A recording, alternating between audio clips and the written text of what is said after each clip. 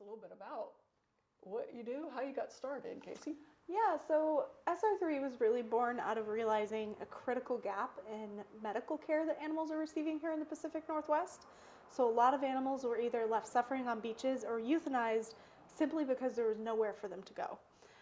And there was no one to provide in-field medical care and transportation for some of these animals that could potentially be transported to facilities in California. So that's really where SR3 stepped in to help build that up. So we're working on building a facility for them. In the meantime, we do respond to them in the field, help provide stabilizing medical care, and anything we can do to make them better while we can. So now we're out at the site with Casey, where they are going to work with some of their rescued marine mammals, including sea otters.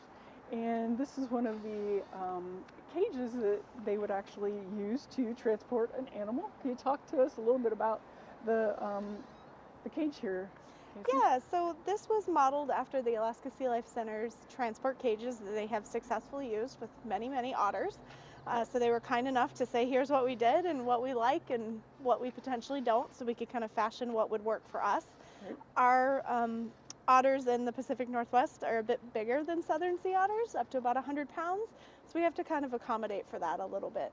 Great. So this cage works really well because it gives us access to both ends. So they've got these sliding doors, these guillotine doors on both ends of it, so we can access the otter from either direction.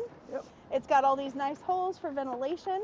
Great. And then on the bottom, it's got a removable bottom that the otter can sit on, so you can put ice under there. Of course, then it keeps the otter clean because things like feces and urine fall through, and then they don't stick in the fur during long transports, because sometimes we will have to move them for 4 to 5 hours at a time.